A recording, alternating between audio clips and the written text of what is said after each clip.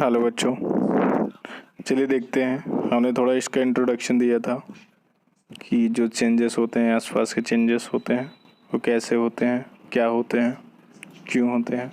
ठीक, अब हम बात करेंगे केमिकल रिएक्शन की। इसके पहले हमने काफ़ी चीज़ें बता दी थी, तो उसके बाद से ये वीडियो है। अब हम बात करेंगे केमिकल रिएक्शन। केमिकल तो जानते ही होंगे आप, है ना। केमिकल, दुनिया में लगभग हर चीज़ केमिकल से ही मिलके बनी होती है। ठीक, तो ये जो केमिकल हैं ये आपस में जुड़े रहते हैं बॉन्ड के थ्रू।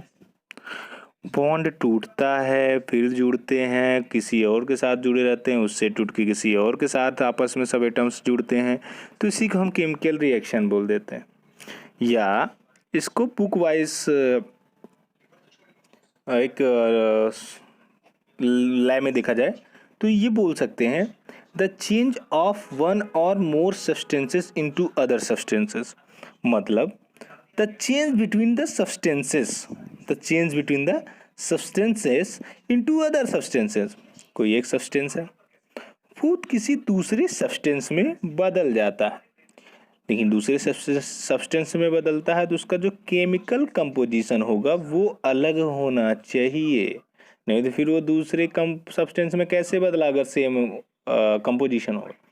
मतलब जो कंबाइनिंग एटम्स हैं उसके कंपोजिशन में चेंज होने चाहिए, और जब उसके कंपोजिशन में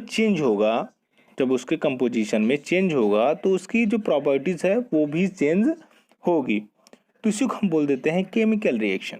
ठीक, द चेंज ऑफ वन और more substances into other substances having different composition and different properties is called chemical reaction.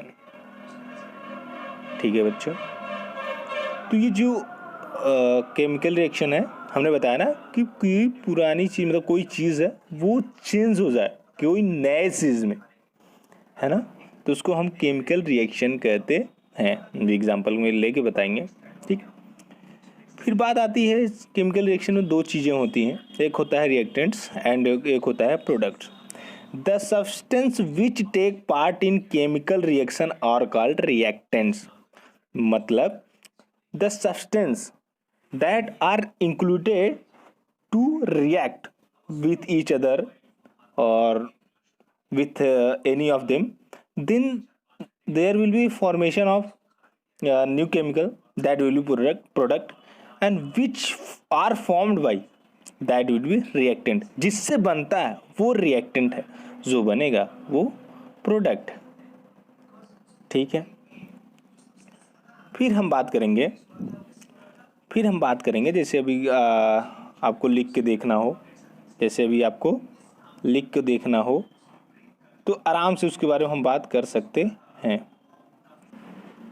अगर मान लेते हैं एक केमिकल रिएक्शन हम करवा रहे हैं, तो जो हम अमाउंट लिए रहेंगे रिएक्टेंट का, वो केमिकल रिएक्शन के साथ होते होते कम हो जाएगा। ठीक, और जो अमाउंट होगा प्रोडक्ट का वो रिएक्शन के साथ टाइम के साथ ज़्यादा होता जाएगा। मतलब the amount of reactant decreases whereas the amount of product increases with time until the reaction is over। जब तक रिएक्शन हो नहीं जाता तब तक अगर हम दोनों को देखेंगे, जैसे आपका ये हो गया अमाउंट ऑफ रिएक्टेंट मतलब अमाउंट, कितने अमाउंट में हमने रिएक्टेंट को लिया था। ठीक, अब कितने अमाउंट में हमने रिएक्टेंट को लिया था वो तो भैया आपस में रिएक्शन कर करके प्रोडक्ट बना रहे हैं। मतलब वो रिएक्शन करेंगे, नया चीज़ का फॉर्मेशन करेंगे तो उनका कंजप्शन होगा, वो कंज्यूम होंगे। जब वो कंज्यूम होंगे तो वो ऑटोमेटिक कम होंगे। अब कोई नई चीज़ की फॉर्मेशन हो रही है, नई चीज़ बन रही है और धीरे धीरे उसको मतलब लगातार बनते जा रहे हैं, तो उसका अमाउंट ज़्यादा होगा ही होगा। ठीक, अब मान लो तो कोई एक रिएक्शन कराते हैं, जैसे हाइड्रोजन प्लस ऑक्सीजन की वाटर, है ना। वाटर का फॉर्मूला क्या होता है, H2, मतलब दो हाइड्रोजन का एटम और एक ऑक्सीजन के एटम मिलकर वाटर का एक मॉलिक्यूल्स बनाते हैं। ठीक, तो उसमें जब hydrogen plus oxygen is give water, मतलब ऑक्सीजन का एटम और हाइड्रोजन का एटम कंबाइंड हो के बॉन्ड बना के एक नया केमिकल सब्सटेंस बनाते हैं जिसको हम वाटर जानते हैं, कहते हैं, देखते हैं। ठीक, वाटर क्या होता है? H2 सिंपली, तो हाइड्रोजन एटम और 1 ऑक्सीजन एटम। ठीक, अब इसमें देखिए हम लिखेंगे कैसे, hydrogen plus oxygen gives water. Okay, hydrogen और ऑक्सीजन है क्या? ये रिएक्टेंट है वो, एंड प्रोडक्ट इज क्या? प्रोडक्ट है आपका वाटर, है ना, प्रोडक्ट है आपका वाटर। मतलब कि हम इतना तो समझ रहे हैं ना इजिली कि ये रिएक्टेंट है, ये प्रोडक्ट है। तो हाइड्रोजन और ऑक्सीजन जो होते हैं, हाइड्रोजन जो और ऑक्सीजन जो होते हैं मिलकर वाटर बना रहे हैं, तो ये रिएक्टेंट है। ये टाइम के साथ कम, धीरे धीरे कम होते जाएंगे। ऑक्सीजन और हाइड्रोजन टाइम के साथ धीरे धीरे कम होते जाएंगे और वो जो वाटर का अमाउंट होगा वो धीरे धीरे ज़्यादा होता जाएगा, क्योंकि वाटर का फॉर्मेशन लगातार चल रहा है।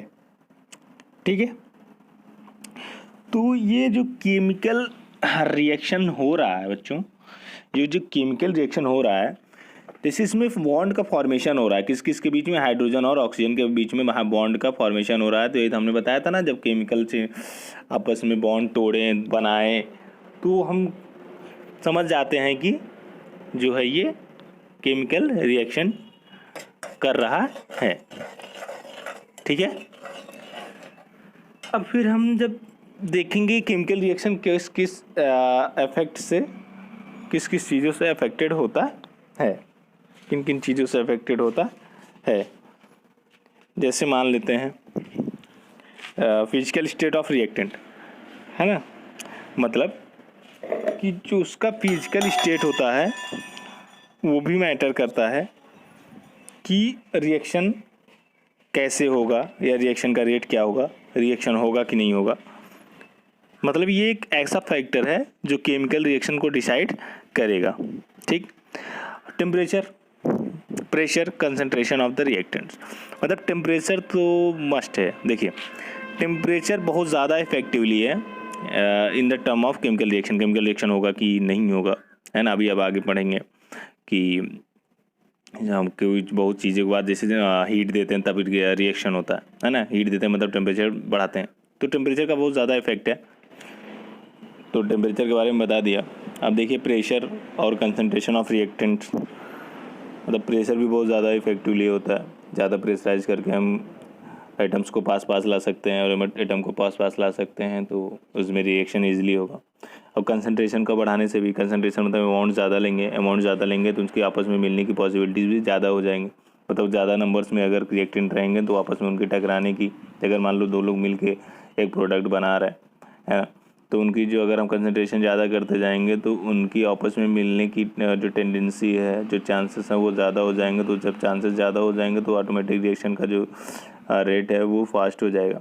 ठीक है, तो कुछ और भी इफेक्टेड फैक्टर देखते हैं जिससे केमिकल रिएक्शन का पे असर डालते हैं।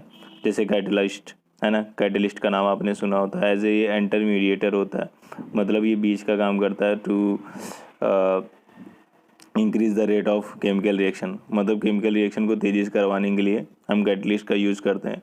एक्चुअली कैटलिस्ट 2 टाइप्स होते हैं, एक रेट मतलब स्लो भी कर सकता है कैटलिस्ट और फास्ट भी कर सकता है, बस ज़्यादातर हम फास्ट वाला ही यूज़ करते हैं, है ना।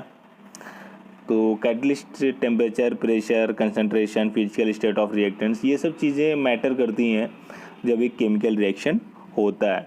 मतलब इन सब से केमिकल रिएक्शन डायरेक्ट या इनडायरेक्ट वे में कनेक्शन इनके बीच में होता है, अफेक्शन इनके बीच में होता है। ठीक है, अब हम कुछ इनके कैरेक्टरिस्टिक पढ़ेंगे, केमिकल रिएक्शन के कुछ कैरेक्टरिस्टिक पढ़ेंगे कि एक्चुअली इनका क्या हम कैसे पहचानेंगे यहाँ पे भी केमिकल रिएक्शन हो रहा है, यहाँ पे नहीं हो रहा है। तो इसके लिए हम कुछ कैरेक्टरिस्टिक पढ़ेंगे। ठीक है,